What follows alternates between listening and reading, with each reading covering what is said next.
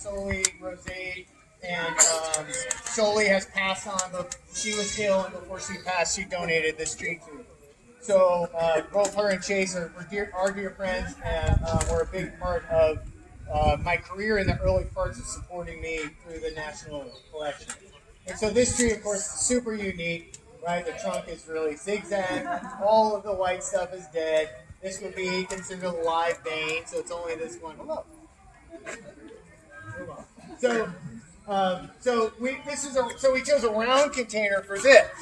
Okay, the trunk has so much movement and it extends out. Having a round container takes it out of the equation. If it was a rectangular tank, if it was a rectangular pot, like fish tanks on my brain all the time. If it was a rectangular pot, the pot would then cover more of the span of this movement. And by having the pot be shorter, it could even be a little smaller, but the roots are really big. So even if it was here, the more it would be like this, the more of this you see. And the more height that you get off of the bench to the branch, the more dramatic it is. That's why we put our cascades and our semi-cascades up on pedestals. It's that height and that drama that makes it seem like that's coming over. So this tree maybe was growing out of a crevice somewhere, and then this died, right? And this jetted off, and then this broke, and then it started growing this way. And so it's really cool. Shinpaku junipers have a really nice small foliage, which is why they're sought after. And this is a Japanese container. This is although cheap, a Japanese kind of container, and it has just a little wild strawberry in there, which of course makes nice little flowers and fruit, and it's pretty contrasting. So we have not only a color but a glaze in our accent plant. And here, of course, this is unglazed, and it actually is reminiscent. Junipers have more of a reddish bark, so this is more of a brown, but very earth tone, right? Just matches the soil. The idea for this one is that I just want the pot to not be there. I just want you to see this trunk, see how amazing the movement and all of the deadwood and all of that. That's where the interestedness, and all of that probably was done by the artist, right? So this is one that probably, although this potentially could have been collected. This deadwood, much of this deadwood, you can tell was done by the artist. And so we really just want to highlight the trunk movement, and then the foliage is used oftentimes to frame things in. So we're using foliage to frame in different things and frame in different pieces of deadwood. And I'll show you some other examples of that too. So really nice tree, great story, dear friends. And it's an honor to have this tree as well. That blooms, and there's like two little flowers here that are starting, and so it's coming along. This is right about the time. This is right about the time of year. So I always hope for it to be done by this weekend every year, but it's always like the next weekend. So when these start to simmer down, then this will take off. And this container is by Eli Akins, who is a potter. It's Waldo Street Pottery out of Atlanta. And so you can see this container is very complimentary. When it gets its fall color, it's just really nice. I like the richness of it. I like the fade of it, and the fall color on this is it looks like a pumpkin spice latte. It's just like this perfect fall thing. And so not wanting to contrast this, wanting to keep this very complimentary. This was very flat, and a couple of years ago I actually moved these little trees to the front. So as we talked about a little bit inside for those that were in there, when we're creating interesting forests, there's a few factors that come into play. Of course, with any tree, foliage size and tree size and creating scale and proportion is important. But we want to create this, the look of a natural forest. So you often have a primary tree, right? That would be the parent tree that grows to maturity and starts to reproduce and set seed. And then you start having other trees that are kind of popping up. So typically you'll have, your smaller trees either towards the front or the back.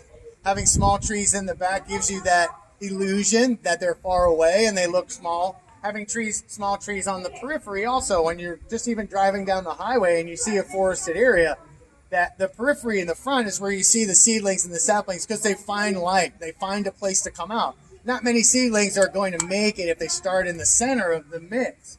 So they're not going to get enough resources. Or they're going to have like one long crazy branch that goes to an opening. So by moving these up in the front, it created more depth and broke this flat front that it had, which really bothered me. Trunk differentiation and size is obviously important as well. So we number them typically. So you have your 1 tree, here's your 2 tree, and then your 3rd tree might be here, and 4. And so you want to have your thickest tree, of course, be your tallest. If this high tree was a really thick trunk, of course, it would break that illusion that it was a real forest. And so having differentiation in size, having depth, and having peripheral growth is what makes it an interesting forest. And so you don't always, they can be mixed up, they can be split apart. There's lots of different ways to do it. We don't like to have straight lines. You think of row trees, you're thinking of trees that are being cultivated and grown. So we like to mix things up using triangular kind of groupings, and ideally not drawing a straight line for any length with the different tree species. So randomness is key. So we go through like painstaking efforts in bonsai to manipulate and create things, but also make it look like we weren't there, right? So the greatest compliment is that it doesn't look like anyone's ever worked on. And right, so that's for me, that's what I'm shooting for, to totally remove myself from it and make it just seem like that's the way it's supposed to be, and that's how it would grow. So you don't want to see that manipulation. But so we do all these things to make things look natural, but it's all very like a process thing. So like I said, much of this was created before me. I've altered it slightly, I think, to kind of improve that depth of field. And then having a great species. Hornbeam is a great bonsai species. It has a nice leaf that can be reduced.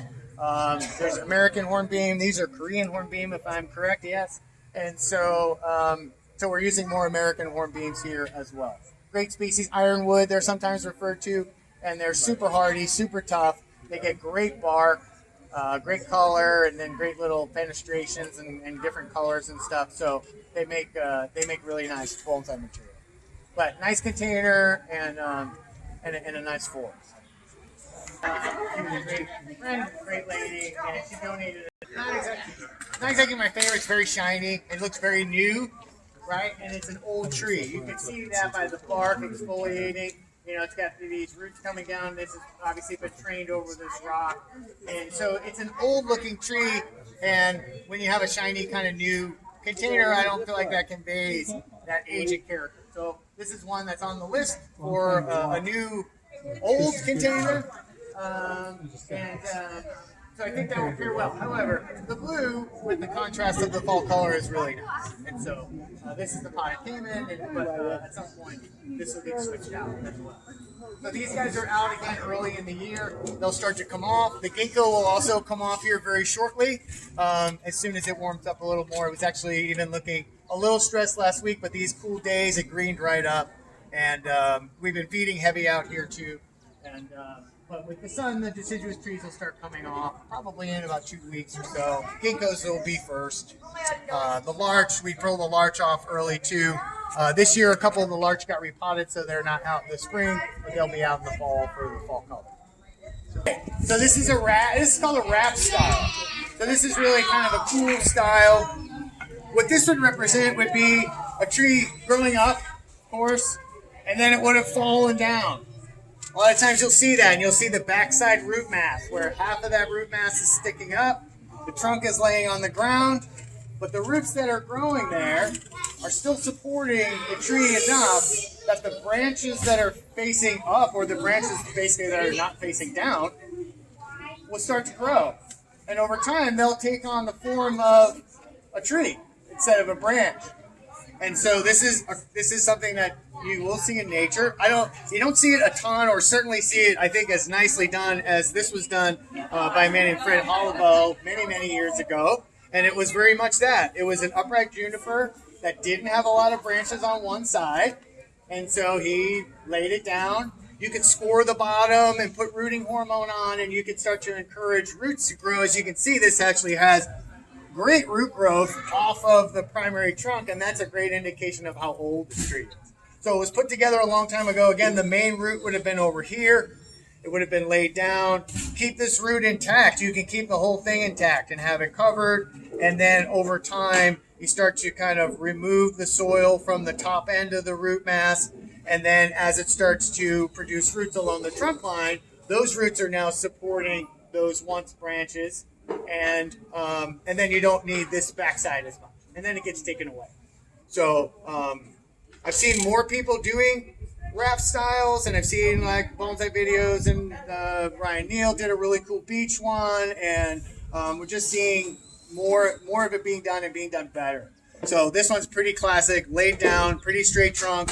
All of the new stuff is coming off, and it's in a really cool long container. I had put this on a slab at some point, and it definitely gave it a more natural look to it, but the moss wasn't doing well out here. So we've got a tree that will tolerate the heat and the sun of the summer, but then the moss always looked bad because it was brown, and then I was not putting it out. And anyway, so we switched it back to the container. It's actually a challenging pot to water in because it's so shallow. So part of our creating bonsai is the soil, and so again we use a product called akadama here, which is a mined clay-like material. We use pumice and lava rock. So it's very well draining. The akadama will slowly break down over time, but in the initial parts of watering and with deeper containers, you get percolation. So the water is being watered, the tree's being watered through, the water's drawing through, and it's pulling oxygen in behind it. So you have this great oxygen-water exchange. And it's very healthy for the roots, and it gets great root growth. As the soil breaks down, that percolation slows down, and pots do not draw as much oxygen in. And that's where you start to, when you're losing drainage, that's when we start thinking about repotting our plants. And so with this container, even when the soil is loose, it's so shallow that you don't really get a ton of percolation. And it stays wet for a really long time, despite being really shallow versus some of the other plants that are in deeper pots. So it's actually a little bit challenging because it is a juniper and it doesn't want to have wet feet all the time. It can sometimes be a little bit challenging to grow. If it was a little deeper, we'd have better percolation of water and it would draw more oxygen through. So we're mindful of how it gets watered, and actually when it really kicks in, it's starting to push its new growth, and you can see some areas it gets a really nice blue color to the foliage. So we're still seeing some of the winter color. Some junipers will turn even significantly bronzy or brownish colors in the wintertime, and then they'll green up. So this one is still coming around, but we're getting nice new growth, and it looks nice and blue. And it's a really unique tree. 80s, and it was collected by a man named Gary Marshall, and I believe Vaughn Banting collected this with him as well. Two very prominent bonsai professionals, but also working with cypress trees. So they would collect them and go in and collect them. And again, we talked about this one a little bit inside, and we were talking about how the thickness of the trunk and the bases. And so the width of the base is a product of the height of the tree. So as the tree's growing in these swampy areas, right, maybe the ground is not very firm, right, it's kind of mushy and wet, so the trees start to send out these buttresses or these flares, and those flares are for stability. So the tree's growing tall, it's 15 or 20 feet tall, it's blowing in the breeze, so it needs to be wide in order so it doesn't fall down. So this root base, and it probably was covered by water at some point during the year, right? It might be in a flood basin, maybe the water level was up, so these buttresses flare out. Up here you can see where this cut point was. It's an old wound, and it's healing up. But when this tree was collected, I imagine there were no branches on the lower part. It just would have been a stump, maybe a little bit here and there. But there wouldn't have been developed branches. So it would have been stumped, dug up, and brought, and then they would let it grow and flush out, and then start picking and choosing and developing branches over time. And so this is more representative of a flat top style of cypress tree. So there's kind of two camps with this fall cypress trees, where people will do them in a more of a flat top style, or some people will do them more like in a conical style, like you would see some other trees done. This kind of came as this flat top, and I do prefer that style, so we have worked to embellish that and continue that. This branch was removed a few years ago because it was a little bit low, and I was trying to, the tree feels a little truncated to me. The pot is massive, This is another tree that this is like first on the list for a new container. I just haven't been able to find one. It needs a container that's a little big, but this is way too big. It shrinks the tree, in my opinion. It makes it shorter. So if the container was smaller, it would have less impact and the tree would seem taller. So this was removed as also part of that, because this branch kind of came out here. And what it did was it stopped your eye, and then your eye was going up. So by stopping your eye here, it made it seem even shorter. So that was removed, was made a gin. I probably embellished it a little more. And so now it maybe slows your eye down, but then it starts to come this way, and it kind of continues to lead you up. Because we want it to seem like a big, tall tree, right? I don't want it to seem like a short tree in a big, oversized container. So in order to combat the size of the container, I put in these horsetail rush, this dwarf horsetail rush, and there's also some irises in there. And so I feel like that was something I could do to make it seem like there wasn't so much vastness of the soil. So, and then this one has this little, the water is evaporating now, but this has this little area here where these irises are also growing. In the summertime, it gets covered in duckweed, and I actually have a little fake alligator that I put in there. You can only see the top of his back. And so, it might be a little kitschy, but it's like we're telling the story, right? We're having some fun. I literally had someone ask me if it was a real alligator once, and so I can only say that I wish it was. And so this is, we're just trying to tell a little bit of the story of where this would come, right? These plants would grow kind of on the shorelines, in wet, boggy kind of areas. The irises, they make a nice yellow flower. And so it helps tell the story, but again, we're mostly just kind of trying to cover up for the fact that in this case, it doesn't have the perfect pot. And sometimes we just have to live with that. These guys have a great bark, so I do brush the bark on these to get that reddish color. Some people leave it where it gets thicker and exfoliates off and stuff, but I kind of like the look of that. And with cypress trees, they grow really fast, and so their branches thicken up. So much of the work that's been done at this tree at the top, because Gary had passed for several years, and so the tree had grown out. And so what we've been trying to do is regain the taper. And so when I say taper, we're going from thick to thin. Okay, and that's the way natural trees grow. You don't see big, thick, honking branches at the tops of trees because trees grow from their terminal points. So they grow from the tips here and they grow from the top. And so the terminal points are the thinnest because they're the newest.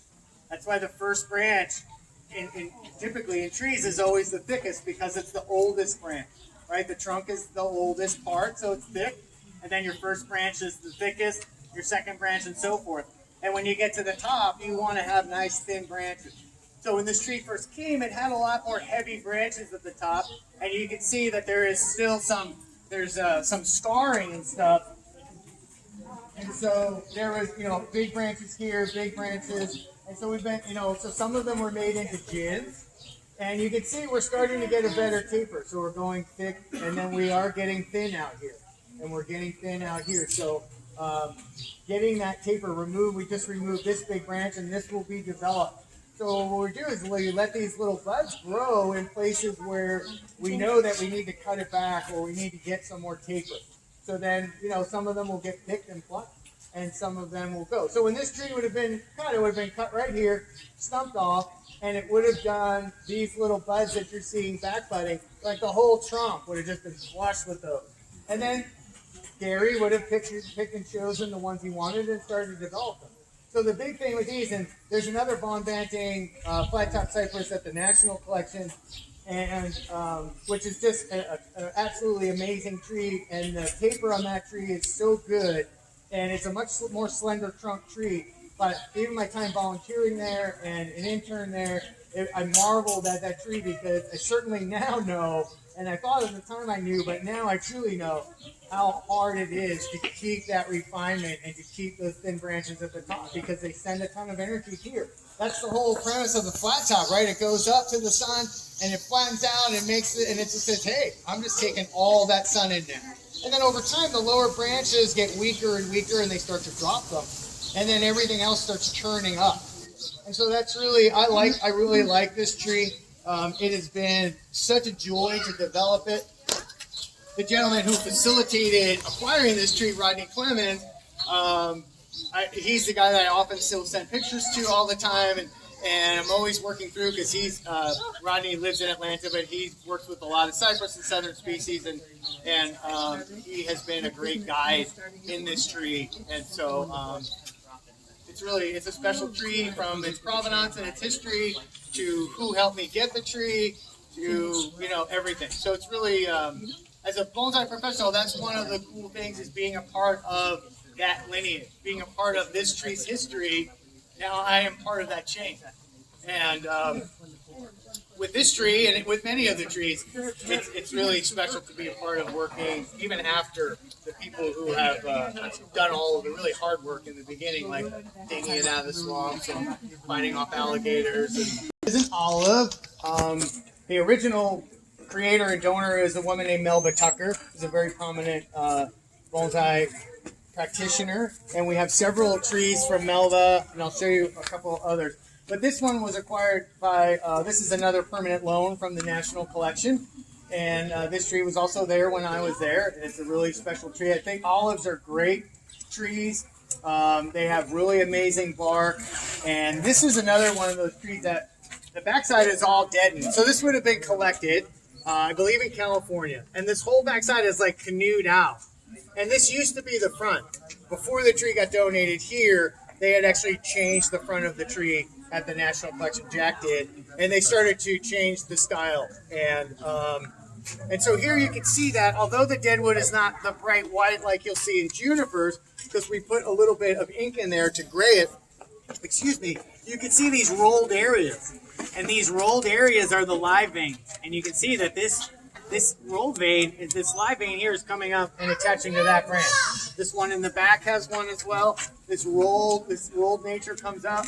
And then this one here, you can see this is all dead. And this is the live part that comes down. So as the tree is dying off, those raised areas they're still growing. They're still getting thicker, just like they would if the trunk was complete with live tissue. So that live tissue continues to expand. It continues to increase the vascular system in order to accommodate the branch.